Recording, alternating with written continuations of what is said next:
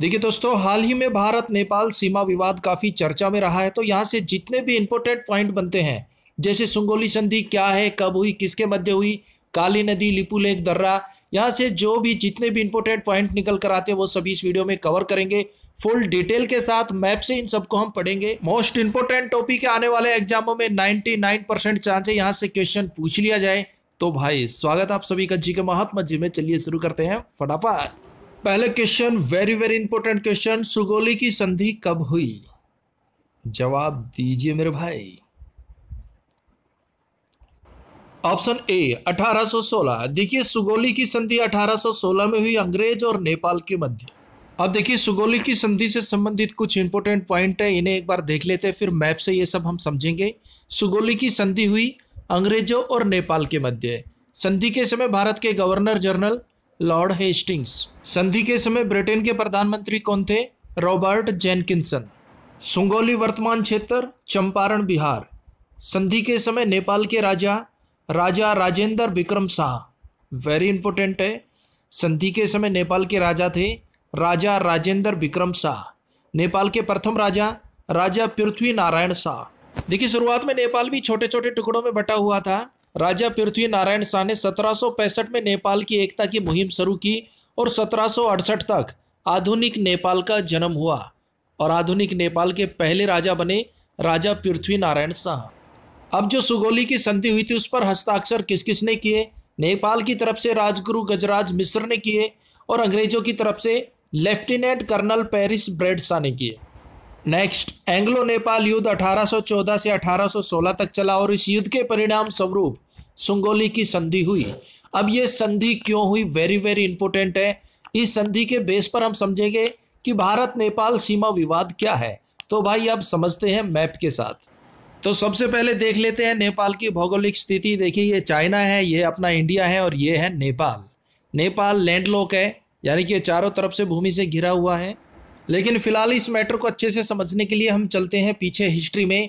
देखिए बात उस समय की जब मुगलों का पतन हो रहा था, मुगलों की शक्ति क्षीण होती जा रही थी, लेकिन नेपाल की शक्ति बढ़ रही थी। नेपाल के जो गोरखा शासक थे वो आसपास के क्षेत्र पर कब्जा कर रहे थे और उसी क्रम में उन्होंने सिक्किम के इस भाग को कब्जा लिया था और ये अवध का जो तराई एरिया था क्षेत्र, इसको भी उन्होंने अपने कब्जे में लिया और उत्तराखंड के कुमायूं क्षेत्र को और फिर गढ़वाल को भी अपने कब्जे में ले लिया था। देखिए ये गढ़वाल और कुमायूं उत्तराखंड के अंतर्गत आता है। ये जो आप देख रहे हैं ये गढ़वाल है, ये कुमायूं है, ये सब उत्तराखंड के अंतर्गत आते हैं। अब इतने सारे भूभाग जीतने के बाद नेपाल की सीमा बढ़ जाती है। उत्तराखंड में यहाँ पर है सतलज नदी, यहाँ से लेकर सिक्किम में यहाँ पर है तीस्ता नदी। सतलज नदी से तीस्ता नदी के बीच ये पूरा एरिया नेपाल का हो जाता है।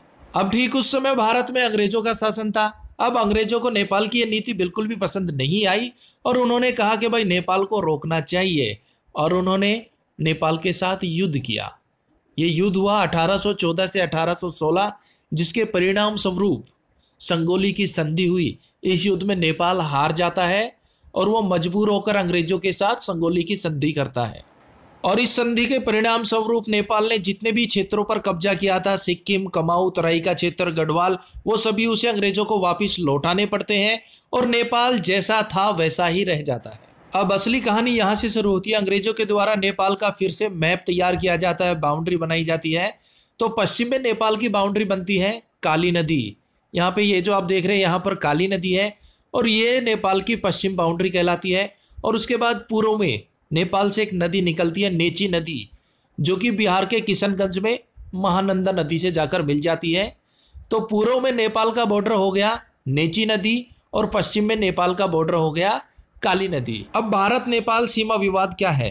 तो देखिए मानसरोवर यात्रा के लिए हम या तो जाते हैं सिक्किम होते हुए नाथुला दर्रा से कैलाश मानसरोवर तक पहुंचते हैं, या फिर दूसरा रास्ता है उत्तराखंड से लिपुलेख दर्रे से होते हुए हम कैलाश मानसरोवर पहुंचते हैं। अब उत्तराखंड में जो काली नदी है वहां तक तो रोड बना हुआ है। अब काली नदी से लिपुलेख दर्रे तक भारत ने 80 किलोमीटर लंबा रोड बनाया, जिस पर नेपाल ने ऑब्जेक्शन किया कि ये रोड आपने हमारे क्षेत्र में बनाया है। लेकिन भारत ने बोल दिया कि भाई ये हमने अपने क्षेत्र में बनाया है।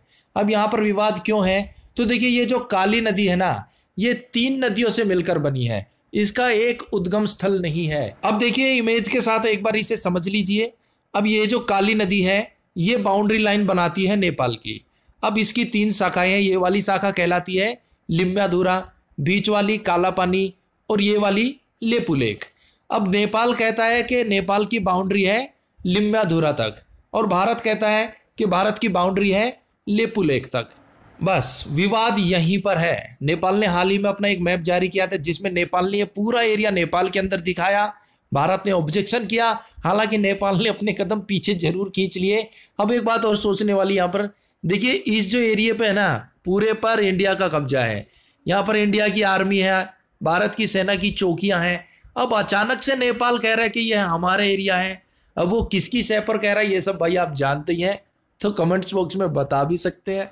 तो दोस्तों ये सीमा विवाद है भारत और नेपाल के मध्य, और भाई पूरा भरोसा है भारत सरकार नेपाल सरकार आपस में बातचीत करके इस विवाद को सुलझा लेंगे। भारत नेपाल अच्छे मित्र रहे हैं, इनके राजनीतिक संबंध काफ़ी अच्छे रहे हैं, तो इस विवाद को भी अच्छे से ये सुलझा लेंगे। तो भाई हमने पूरी कोशिश की है आपको मैप के साथ अच्छे से भारत नेपाल सीमा विवाद को समझाने की, और उम्मीद है आपको इजीली समझ भी आ गई होगी।